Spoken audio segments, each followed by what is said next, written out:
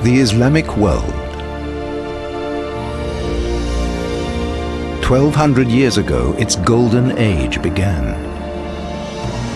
An era of invention, of scientific progress.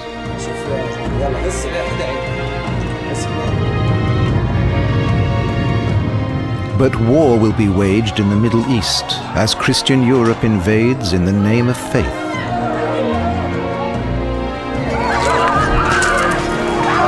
Until the sword of steel meets the sword of the Spirit, the greatest exchange of cultures ever seen, leading to the rise of Europe.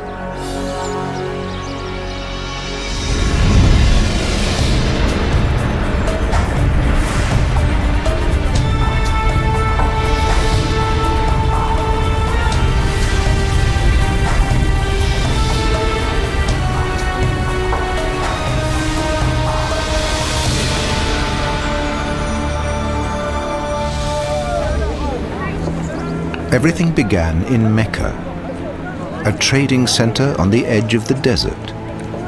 At God's command, it will become the center of a new religion. A message in Arabic is to unify the peoples of Arabia. It is carried out into the world in God's name. From Arabia, Islam surges into Europe. In the West, the advance is halted at the Pyrenees. Attacks on Rome are beaten off. But Muslims find a permanent place on the Italian islands and in Spain. On Spanish soil, the invaders create a culture that will go down in history as a golden age. Cordoba.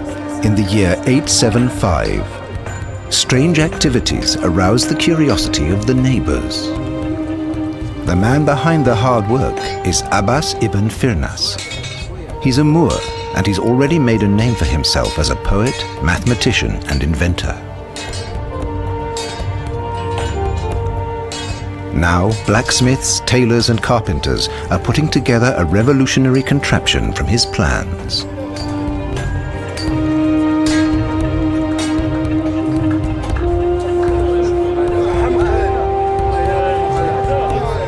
Ibn Firnas has worked on his secret plans for years. Inspired by the wings of a dove, he plans to overcome gravity.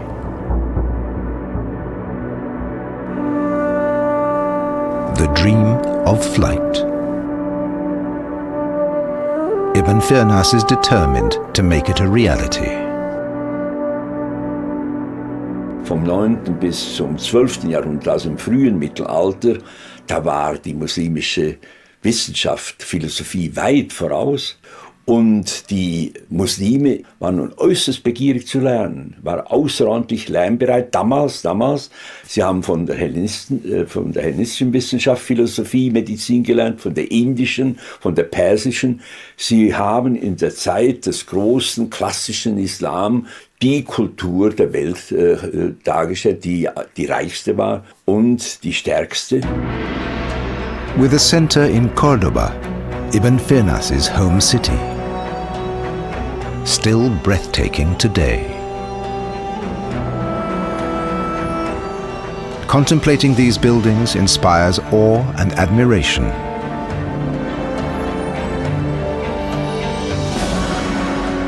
Like the great mosque of Cordoba.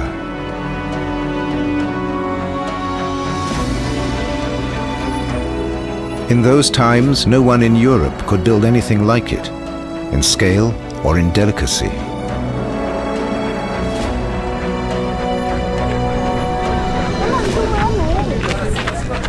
On the outskirts of this city, Ibn Firnas has been preparing his undertaking with great care. 600 years before Leonardo da Vinci, 1,000 years before the Wright brothers, Moorish Andalusia sees history's first documented attempt at human flight. He has carried out endless experiments before the first great trial, testing the size and shape of his wings.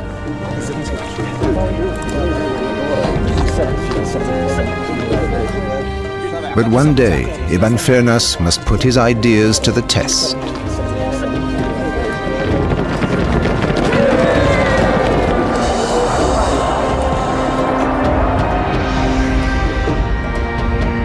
The flight of Ibn Firnas.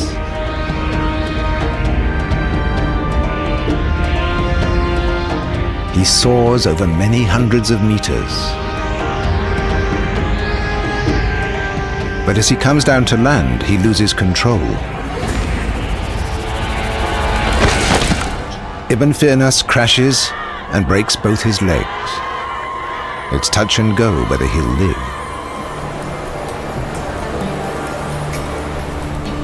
But he's lucky.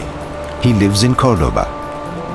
This city on the river Guadalquivir is the Muslim metropolis in Spain. Mighty defenses still tell of the time when Cordoba was the greatest city in Europe. The only city in the 10th century that could boast street lighting. 500,000 inhabitants are supplied with fresh running water from the mountains. Chronicles speak of 113,000 houses, 600 mosques, 300 baths, and 50 hospitals. Ibn Firnas, the pioneering aviator, is carried to one of them.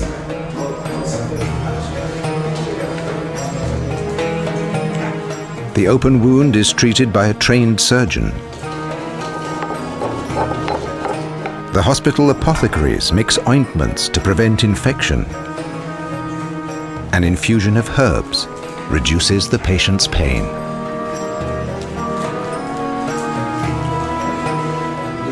Arab doctors have developed a wide range of surgical instruments. They know basic rules of hygiene and observe them strictly. Ibn Firnas has a good chance of surviving his accident. With this systematic approach, Arab medicine is streets ahead of any other medicine of the times.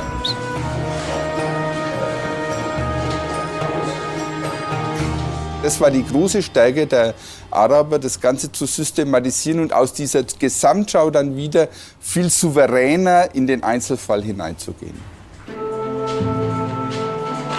In the Christian West, things look different. Disease is seen as God's punishment, and healing is sought at the altar. Healing for the epidemics of plague that keep returning to Northern Europe, laying waste to entire populations. There's no knowledge of hygiene here.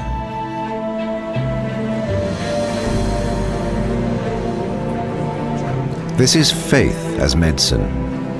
The Isenheim altar at Colmar in France portrays medieval beliefs. They use healing herbs here too, but in a far less systematic way. Ribwort and verbena pitted against the plague.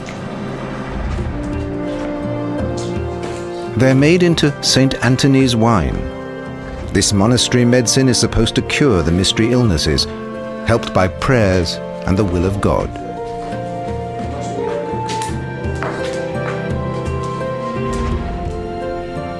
But the effectiveness of the recipe is never tested.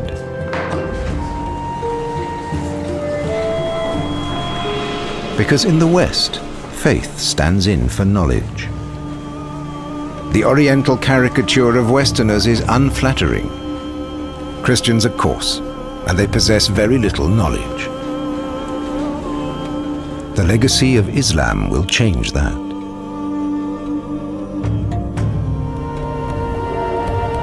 Ibn Firnas's experiments in Cordoba will one day inspire European aviators. But not yet. Fellow Islamic scientists and scholars see no need for man to fly. Arab science is in the main practical. The treatment that cured Ibn Firnas will soon be widely known in Europe. And Arab medicine has itself been compiled from ancient sources. The Arab physicians played an important role in translating the Greece medicine, Persian medicine, and Indian medicine into Arabic. Then this medical heritage translated into Latin and entered to Europe. 700 years after Ibn Firnas was healed, the apothecaries of the city of Milan in Italy donated a stained glass window to their cathedral. Not to honor a saint, but to commemorate the greatest physician of the Islamic world. Ibn Sina, Avicenna.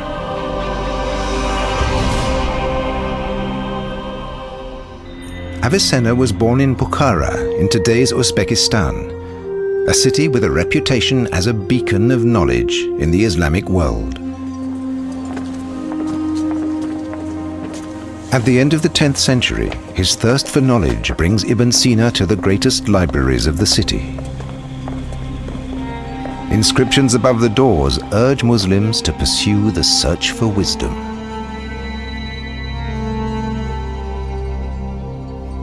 For Avicenna, that search becomes a way of life. He compiles a medical textbook, the Canon, the standard work for the training of doctors in the West for 500 years. Der Kanon Medizine wurde die Grundlage des Medizinstudiums in der Universität Paris und dann auch anderswo. Also man kann sagen, bis in die Mitte des 16. Jahrhunderts war Medizinstudium ohne Avicenna überhaupt nicht mehr möglich. For an injury like Ibn Firnas's, a fracture where the bone is exposed, Avicenna recommends wrapping the wound in an ointment of comfrey root, Symphytum medicinale. Modern-day researchers recreate his recipe. The root is peeled and then cut.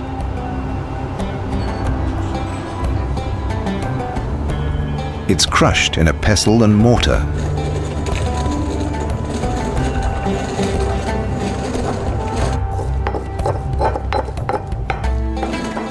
Then it's dried and finely ground.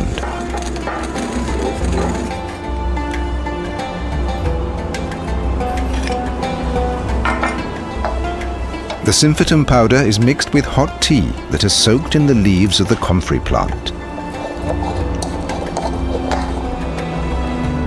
Placed on a saturated bandage, this mixture should not only prevent infection, but according to Avicenna, it should also speed up the healing of the broken bone. Gerade das Symphytum-Kapitel zeigt, dass die gesamten griechischen Autoritäten gut kennt, aber das geht immer noch bei Avicenna noch einen Schritt weiter. Er hat die Dinge nicht nur, wie das im europäischen Mittelalter häufig der Fall ist, einfach abgeschrieben, wenn man es findet, sondern er reflektiert drüber und bringt dann nochmal neue Aspekte hinzu. And his treatments work. Today in the lab they can finally isolate the active ingredient, allantoin, a substance that restricts inflammation and encourages growth. It saved the life of Ibn Firnas and many after him, in East and West.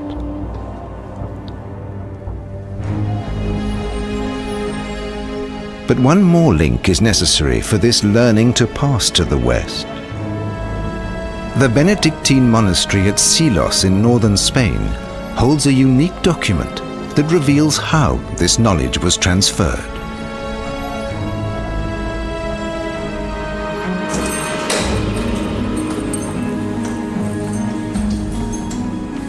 Understandably, it's kept under lock and key.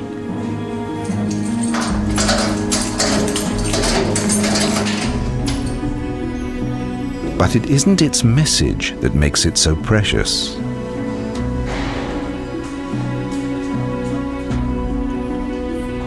The Silos Missal is from the 11th century. It's a simple book of church services and hymns for every part of the year.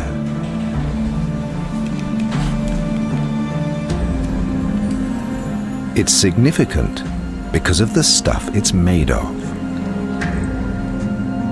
Y la abadía de Silos conserva varios manuscritos de época que nosotros llamamos visigótica, por la escritura que tiene, y este en concreto, lo más importante y lo más llamativo de este manuscrito es que la primera parte está escrita en el primer papel que se conserva de Europa.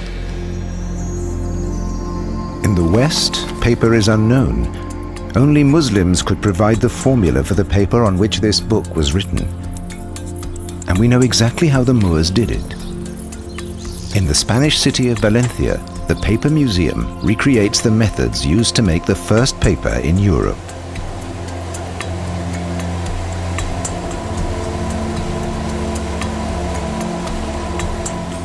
Linen, hemp and cotton are the cheap raw materials for the manufacture of paper.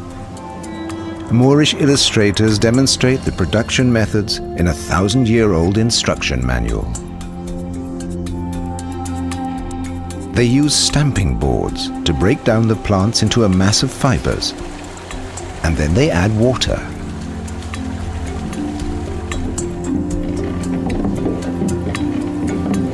After stirring, fine sieves skim the liquid, and the result is an even layer the size of a sheet of paper.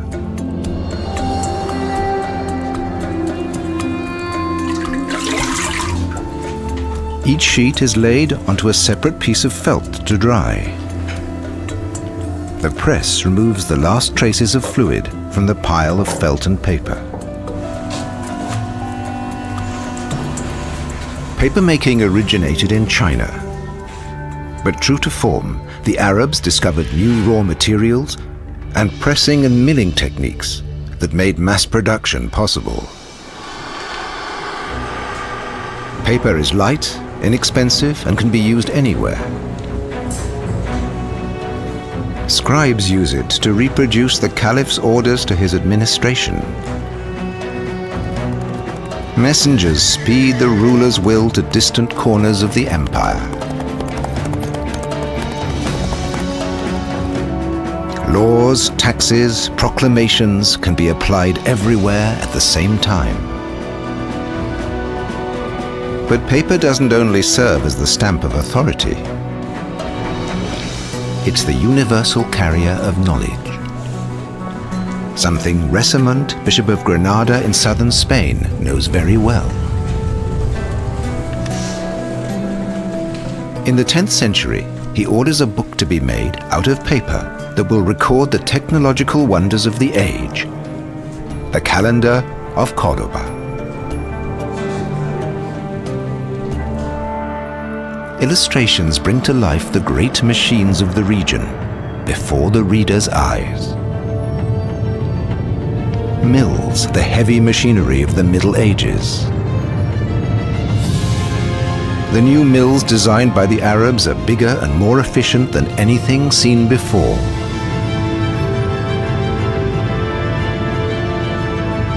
These are milestones of technology.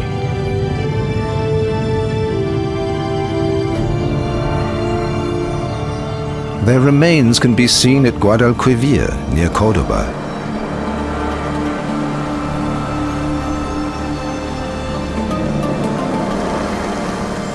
The Moors who invaded Spain from North Africa brought Arab irrigation systems to Andalusia.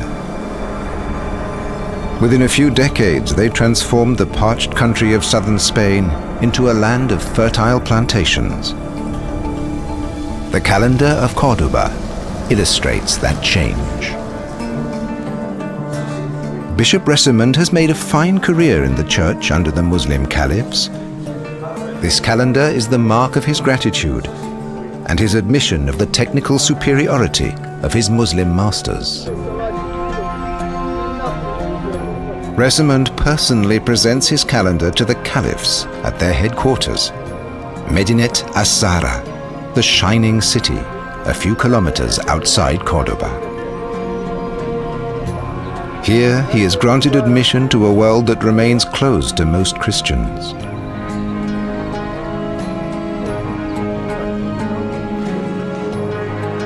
This was once the most splendid of all Islamic palaces. A rare visitor from the Christian north enthused, This beautiful young city is an adornment for the world. It is blessed and radiant in the full possession of all qualities. For Muslim art and science, it is the golden age. But some modern Muslim scholars believe this is dangerously misplaced nostalgia. Medinet Asara is destroyed in dynastic squabbles after just 80 years. I think terms like the Golden Age are problematic. The truth is that there was no Golden Age in Islam. Even in the most golden of eras, there was an enormous amount of conflict and anger and violence and everything that one would expect in any kind of society, whether it's an empire or whether it's a state.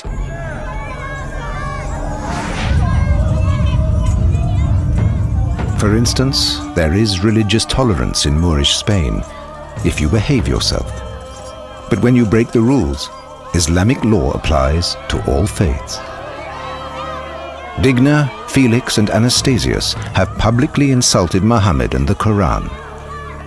For this, these fanatical Christians must die, the first of the 48 martyrs of Cordoba. In the Middle Ages, anyone who breaks the laws of faith is mercilessly punished.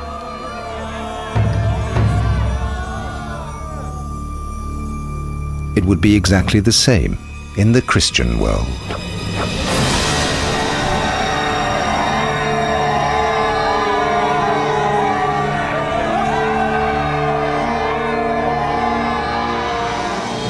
The Islamic Empire now stretches from east to west over 6,000 kilometers and 3 continents.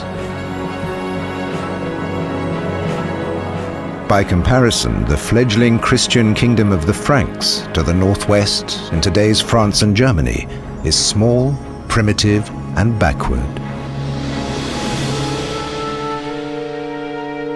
But in the year 800, the Frankish king Charlemagne proclaims his Holy Roman Empire. The somber imperial headquarters, the cathedral at Aachen, can't compare with the great Islamic palaces and mosques.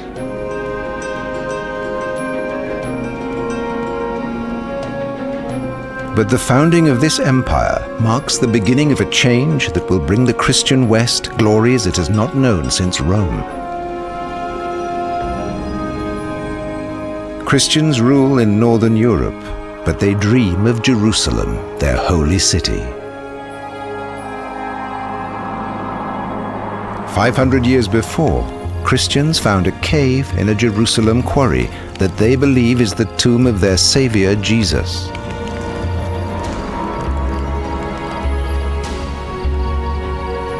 They build a memorial over the site.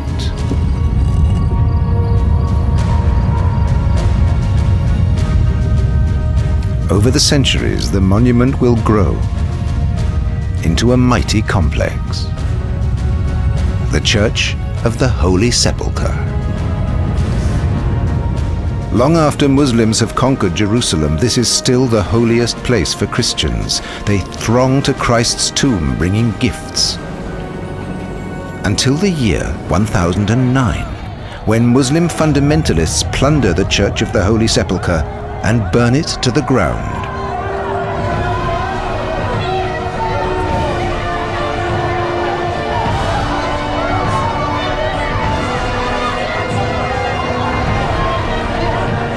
Christians and Jews are cut off from their most sacred shrines. For Christians, it's an atrocity and a provocation.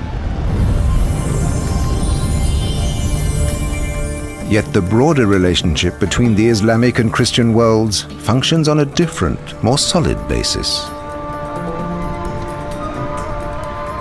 This is Bodrum in Turkey, the Museum for Underwater Archaeology.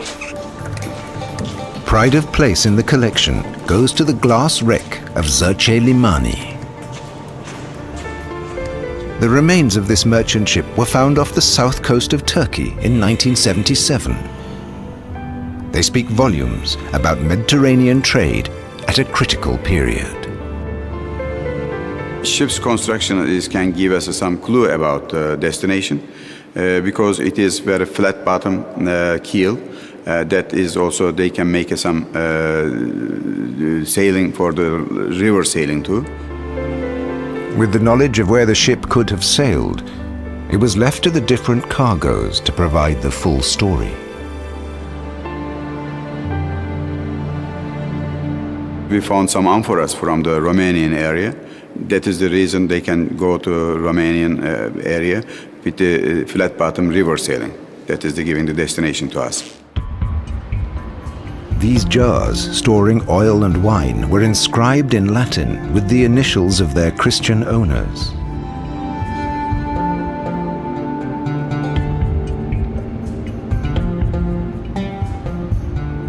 The raw glass on board was made by Syrian Muslims, to be turned into glasses and bottles by Christian glassblowers in Europe. The ship carried goods to and from east and west. And we know exactly when it sank. Among them cargo, we found some gold coins, some glass weights, and there was some Arabic writing on that, and that is giving the date of the ship, and 1024 or 1025 after Christ, before the Crusader. 70 years later, in 1095, this flourishing trade is interrupted as the Pope persuades the unemployed young knights of the Holy Roman Empire to win back the sacred Christian sites in Jerusalem. By 1099, the French and German Crusaders are standing before Jerusalem's walls. They storm the Holy City.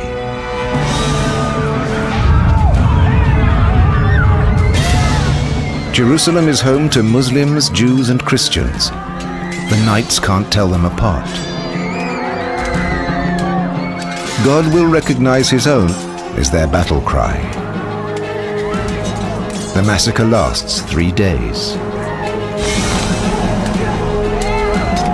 30,000 people lie dead.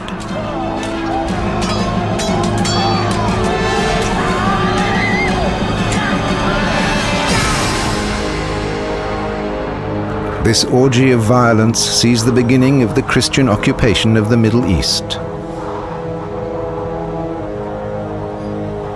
Events that have stained relations between Islam and the West ever since.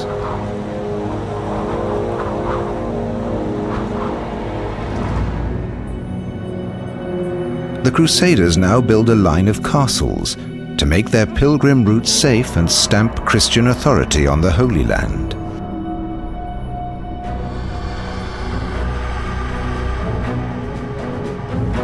The Crusader states they create slice straight through the world of Islam, dividing it in half.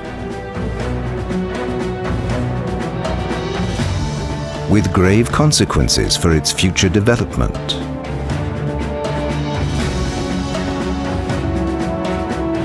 Communication across the Islamic world breaks down. The east-west route linking Africa